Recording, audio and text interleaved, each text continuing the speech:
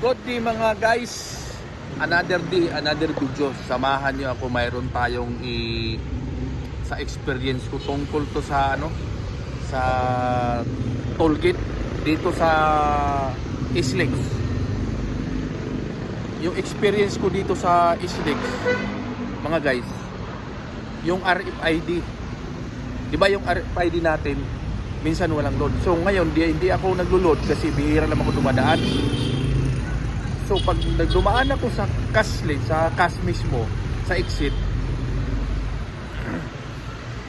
nagtaka ako bakit may negative ako, may balance ako.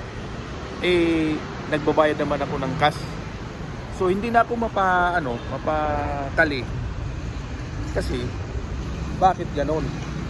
Ngayon tinanong ko yung teller, bakit ako nagka-utang ng ganyan? So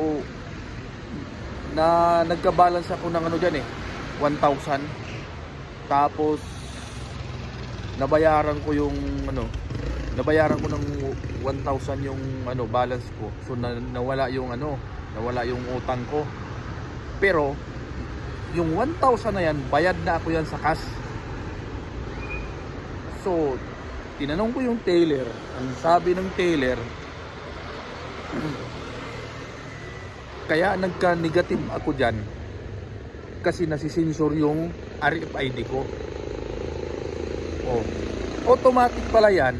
Pag nasensor yung mo, so nagkaroon parang utang, may utang ka. Kung magkano yung exit mo doon, halimbawa 200, so 200 yon.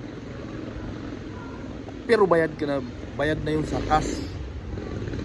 So anyari, di ba? Parang yan, nabudol tayo dyan sa Islex na yan.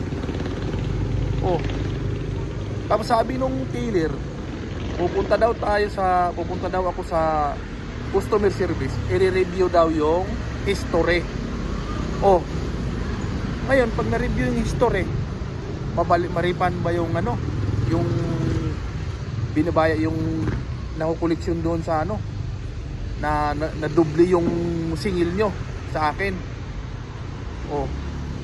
Kapoy-kapoy lang na mga guys.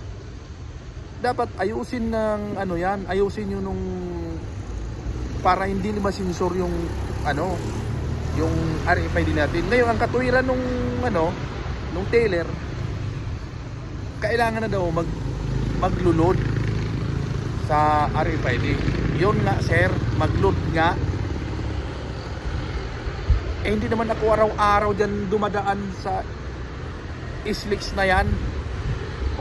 Pwede yan kung araw-araw ka dumaan dyan, mag-load ka ng mag-load. Sa isang linggo, isang beses lang. So ganun pala yung nangyari sa ibang mga driver natin, mga kagulong, na may mga balance na malaki na. So mahirap na yon. Kasi pag nag-load ka dyan ng, halimbawa may balance ka 2,000, nag-load ka ng 1,000, kakainin niya yun. So di ka pa rin makadaan kasi zero balance ka. Magkas ka uli, may balance ka pang 1,000. Ganon ang mangyari dyan. Kaya sinabi sa akin ng okay pa yan sa'yo sir kasi kunti pa lang yan. Di ba? So may technique dyan mga guys, para hindi na kayo magkautang dyan sa Islex na yan. Di ba? Kung para di kayo masensor, takpan nyo yung RFID nyo, takpan nyo ng electric tape para hindi na masensor, hindi na ma-detect. So wala kayong utang, dadaan tayo sa cash. Ganon ang ginawa ko, tinakpan ko na kasi kakaiba talaga sa easy trip sa Islex. Sa Islex mga guys, pag dumaan ka sa cash, hindi nasisensor yung mo, yung easy trip nila. So maganda yung sa kanila, kaya wala akong utang doon, di ba? So yun lang ang na-experience natin. So mag-ingat kayo para di kayo matambakan, mapuno yung sa utang kayo, hindi na kayo makabayad dyan, mababan yung nyo, matanggal yung kasi malaki na yung utang nyo. Di ba? yun lang mga guys. Update tayo sa ano, video natin. Yung mga ibang ano dyan, dahan-dahan lang kayo sa titignan nyo yung mga dashboard nung ano, nung sa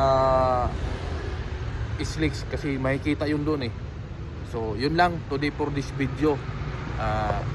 Na-experience lang natin yan sa Slicks. Alright.